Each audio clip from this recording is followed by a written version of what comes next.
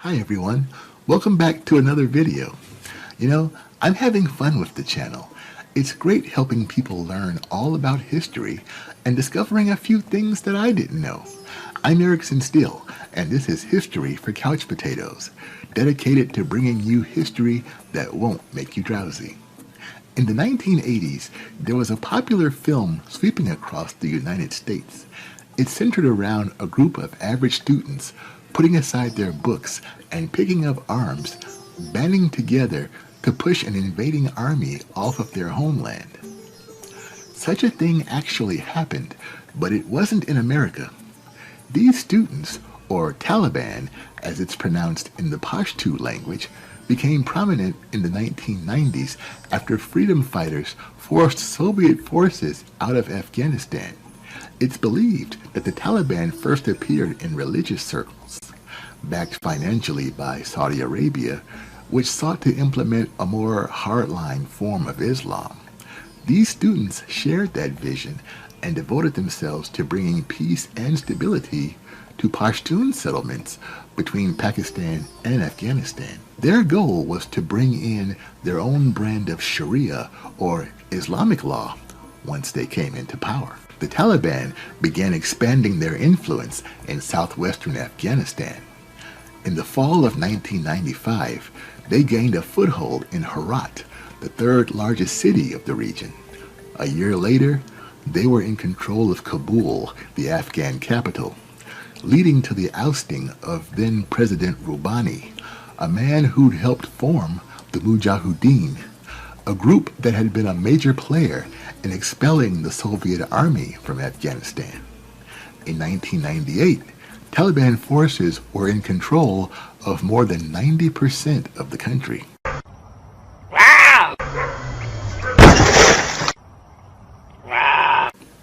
At first, the Afghan people welcomed the Taliban with open arms.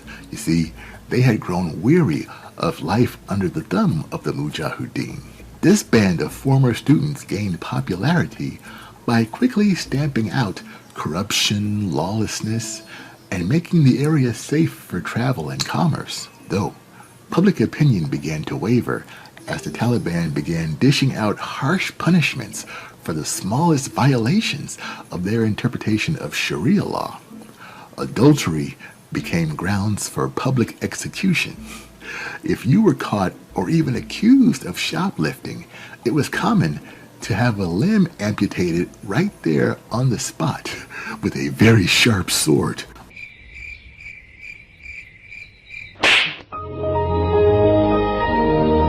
By law, all men had to wear beards. Females donned burqas, a garment covering their bodies from head to toe. TV, movies, and music, especially from the Western world, was sent to the chopping block. It was feared that their influence might motivate the Afghan people and possibly lead to rebellion against the Taliban. But perhaps the most alarming decree was that no girl over the age of 10 would be allowed an education. It was believed that young girls were better left in the home beside their mothers, learning to cook, clean, and prepare for the day when they would have husbands. The surrounding regions, and much of the world who'd heard of them, saw the Taliban as nothing more than a band of petty thugs. Now, these thugs had become a world power. The freedom fighters fought back, threatening to, let's just say, relieve Pakistan of several northwestern areas they controlled. There were a ton of military actions between Pakistani forces and the Taliban, which led surprisingly to an uneasy alliance between the two. Actually, I think Pakistan had no interest in entering into a long and bloody war, so they put on a happy face and made friends. The Taliban gained even more attention after the September 11th attack on the World Trade Center in the United States. They were accused of providing a safe haven for Osama bin Laden. In October of that year, U.S. military forces launched an offensive in Afghanistan, leading to the near collapse of the terrorist group. But bin Laden and Taliban leader Mullah Omar managed to evade capture. Some in the terrorist hierarchy hid in the Pakistani city of Quetta. I'm sure I butchered that.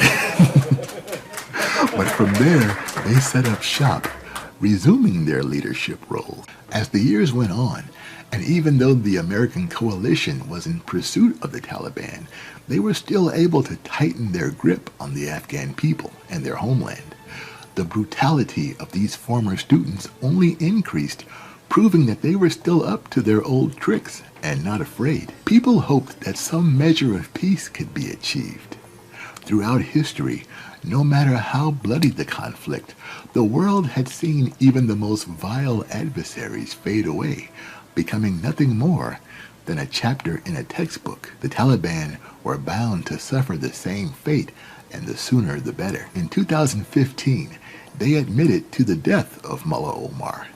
His passing gave way to massive infighting concerning who would lead the group. That task fell on Mullah Mansour, who served as the right hand of Omar.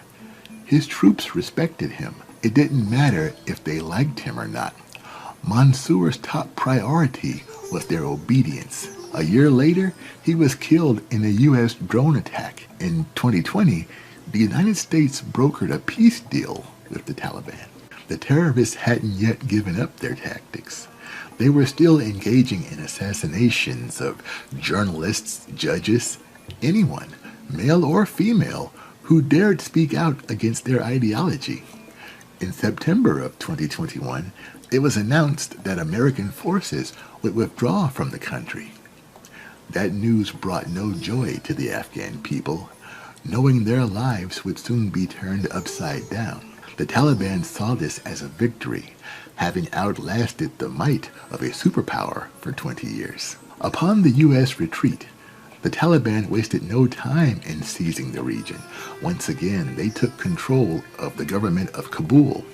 It took less than 2 weeks for them to plant their flag atop the capital, prompting tens of thousands of Afghans to flee for their lives. If you've enjoyed this video, do me a favor and leave a like, subscribe, and ring the bell so you won't miss a minute of history that won't make you drowsy.